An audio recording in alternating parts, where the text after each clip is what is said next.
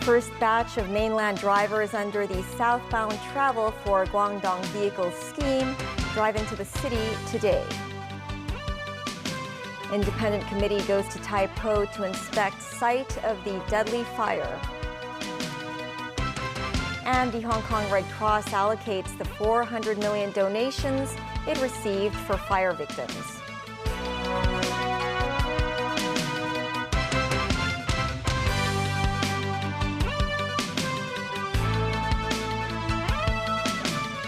Hello and welcome to TVB News. I'm Melissa Hekalea. The first batch of mainland vehicles traveling under the southbound travel for Guangdong vehicle scheme made their way to the city earlier today. This as the Transport Department noted the daily quota was close to being full. Meanwhile, some Guangdong motorists driving in the city for the first time said they faced various traffic-related challenges. Timothy Lee tells us more. The southbound travel scheme allowing mainland vehicles to enter the city kicked off this morning, attracting scores of eager mainland tourists to organize self-guided road trips to Hong Kong for the first time. Zhuhai resident Mr. Liu was among the first to enter the city under this arrangement, having organized a day trip with 3 of his friends. Throughout his journey, he was reminded by his navigation system to slow down on numerous occasions.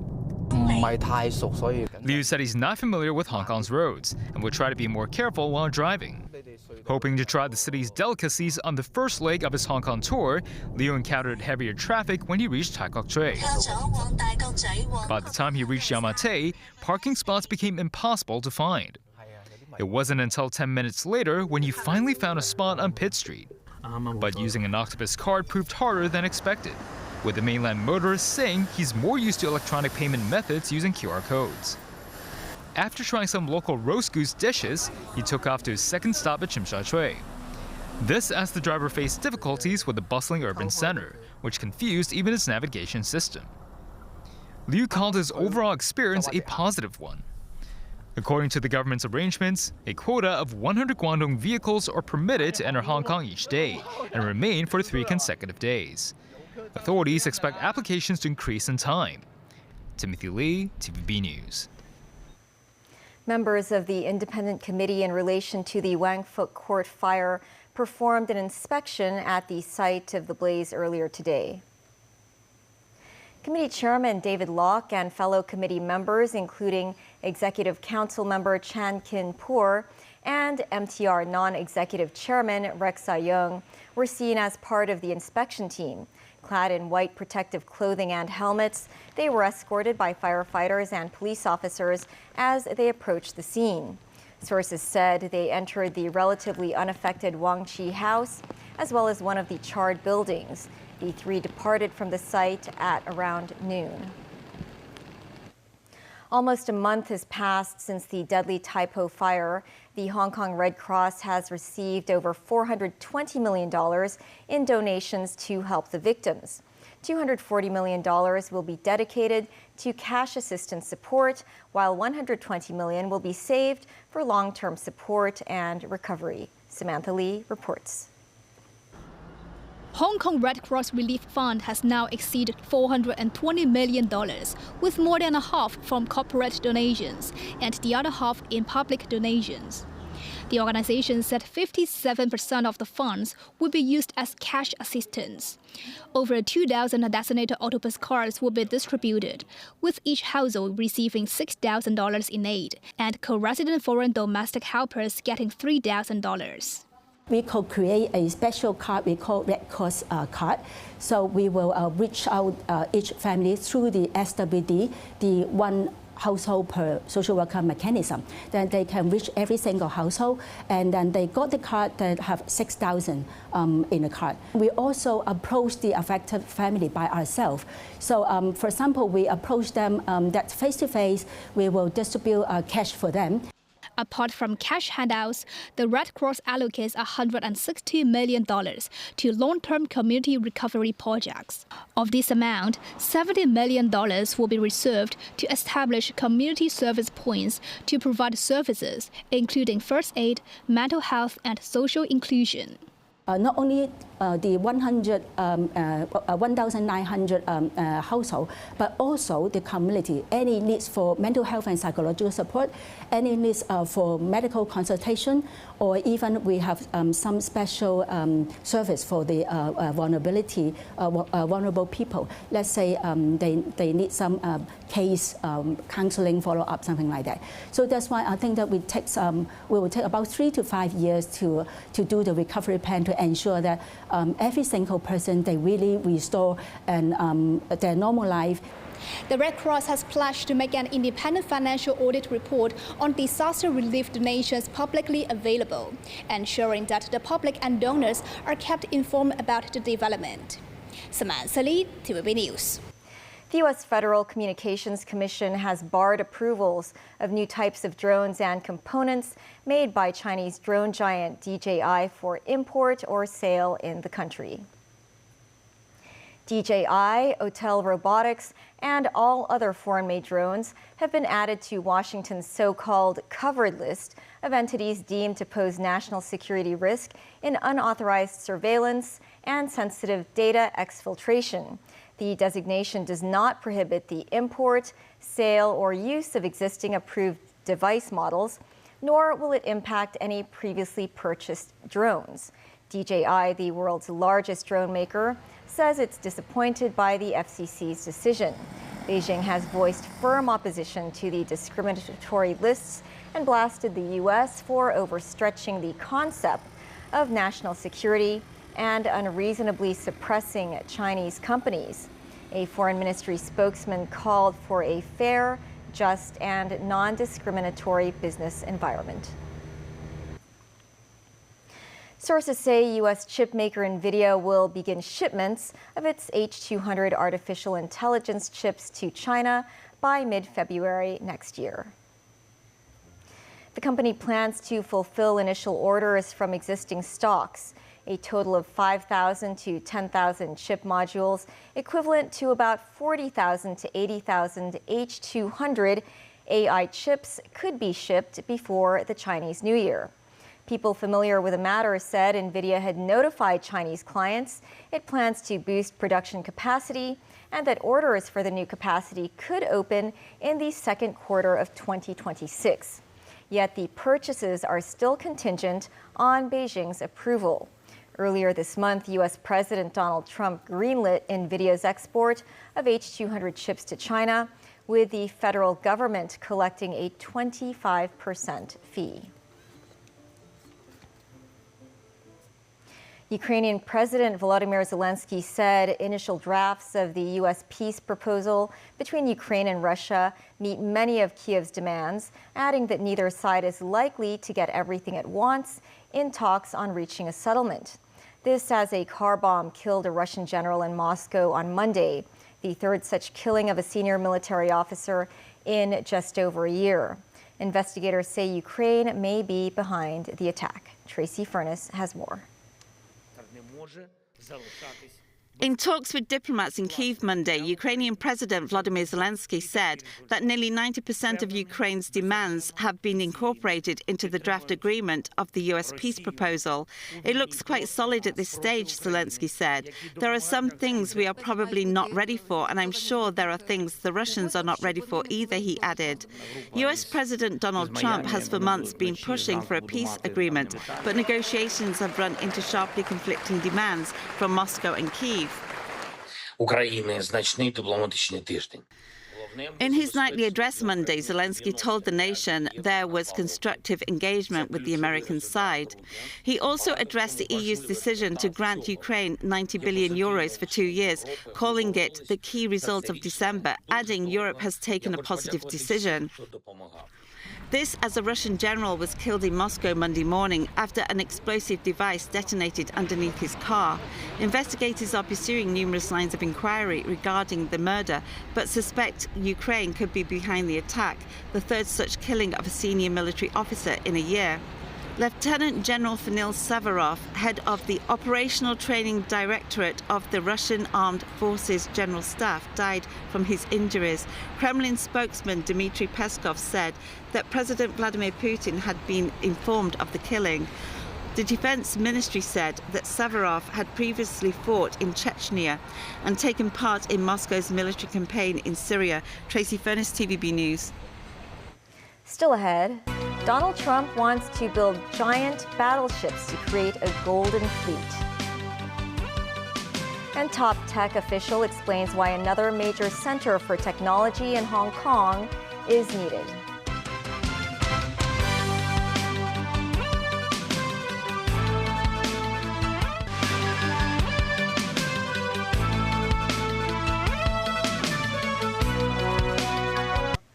U.S. President Donald Trump announced a bold plan for the Navy to build a new large warship that he is calling Battleship as part of a larger vision to create a golden fleet. The battleship's primary weapons will be missiles instead of large naval guns. Tracy Furness has more.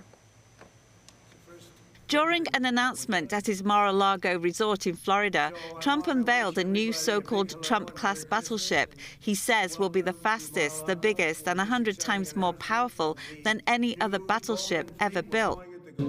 Welcome to Mar-a-Lago for this exciting announcement of the new Golden Fleet. We're calling it the Golden Fleet that we're building for the United States Navy. As you know, we're desperately in need of ships. Our ships are some of them have gotten old and tired and obsolete, and we're going to go the exact opposite direction. As Commander-in-Chief, it's my great honor to announce that I have approved a plan for the Navy to begin the construction of two brand new, very large, largest we've ever built, battleships.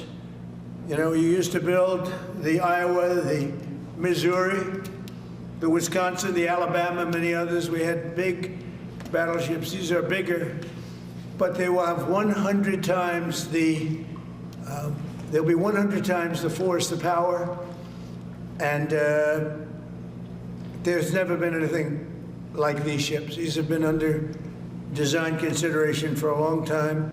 The fleet will begin with 2 vessels and is expected to grow between 20 and 25 ships.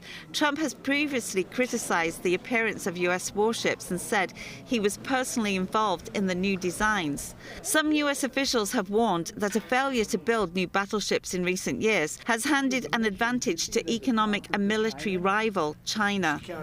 Tracy Furness, TVB News. The leaders of Denmark and Greenland have insisted that the United States will not take over the Danish semi-autonomous territory and demanded respect for Greenland's territorial integrity. This after U.S. President Donald Trump announced the appointment of a special envoy to Greenland. We need Greenland for national security.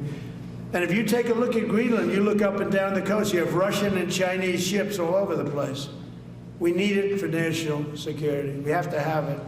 And he wanted to lead the charge, so we're making him, Marco, today, a special envoy to Greenland. Greenland's a big deal. Danish Prime Minister Mette Frederiksen and her Greenlandic counterpart, Jens Frederik Nielsen, said in a joint statement, there are fundamental principles. You cannot annex another country, not even with an argument about international security. In the U.S., an episode of the current affairs program 60 Minutes by CBS about Venezuelans deported to El Salvador was pulled down, inciting an uproar within the company. Danny Zhou has more. A segment of the 60 Minutes story titled Inside CCOT was initially scheduled to be on air at 7:30 p.m. Sunday evening, but it was abruptly shelved just hours before airtime with an editor's note claiming it wasn't ready. The episode focused on the brutal and torturous prison conditions that some newly released Venezuelan deportees suffered at CCOT, a notorious mega-prison in El Salvador. Sharon Alfonsi, the correspondent on the piece, criticized the editor's last-minute decision and said it was kept off the air for political reasons. Alfonsi reportedly said in a private note to colleagues that the story is factually correct, adding it was screened 5 times and cleared by both CBS attorneys in Standards and Practices before the planned premiere last Friday. Backlash inside CBS was swift. Some journalists have raised concerns about the pulling of the 60 Minutes show, and a number of staffs indicated they want to quit. A CBS News spokesperson said in a statement that the segment needed additional reporting. Danny Zhou, TVB News. A robot rental platform was unveiled at China's National Robot Rental Ecosystem Summit, held in Shanghai this week. The platform is designed to make renting robots as convenient as renting a car. Tracy Furness has more. Renting a robot has been made so much easier in China with the opening of new online platform BotShare. The platform is designed to make renting robots as easy as renting a car. All you need to do is scroll. With its platform-based operating model, robot rentals are expected to scale rapidly, with the market projected to reach at least 10 billion yuan by next year. The company's CEO, Mr. Li, said, "I believe the robot rental market has so much potential. Robots are still high-priced products that are beyond the reach of most people. Rental services serve as a bridge, allowing the public to experience robots at their best." Mr. Zhang, partner of Agibot and chairman of BotShare, said that as customer base grows, rental providers can operate at much lower costs while continuing to innovate their services. This creates a flywheel effect that quickly engages all stakeholders and expands the overall market. Mr. Hu, founder and CEO and CTO of Aheadform, said that the industry is still in its early stages, with many business models under exploration. Embracing new approaches is essential. This is about resource sharing, allowing companies to avoid duplicating the same foundational work. Tracy Furness, TVB News. The HSITP, also known as the Hetao Hong Kong Park, part of the larger Hetao Shenzhen Hong Kong Science and Technology Innovation Cooperation Zone, officially opened yesterday in a bid to boost the city's development in technology. Kevin Choi, Permanent Secretary for the Innovation, Technology and Industry Bureau, explained in TVB's Straight Talk program why Hong Kong needs another major center for technology after Science Park and Cyberport. Why are we doing a third park, which actually is like 4 times the area of the Pak Shek Kok Science Park? It is that we find out that Hong Kong has the unique advantage of course, bridging the mainland and the world. Hong Kong, one country, 2 systems principle, and also we put it into practice, has a lot of advantages, including like common law system, like our global IP protection system. These things are very important to INT development over the world. Now, the mainland, of course, has a very nice, great, and also evolving ecosystem of its own self on the INT part. But they have to find a way to connect to the world too, so that, for example, the new enterprises in the mainland, they could actually get out to the world as its market. You know, the Belt and Road Initiative, China wish very much to also export its advantages and also like technology products to the world, to different parts of the world. So Hong Kong will be one of the very important part of it. And vice versa, for overseas enterprises, they often have a lot of technological products too that they wish to try out the mainland market, which is a vast market of the world. So it only goes natural that Hong Kong should develop its bridging position and to make it even more prominent in the INT area. That's the news. Thanks for watching. Bye for now.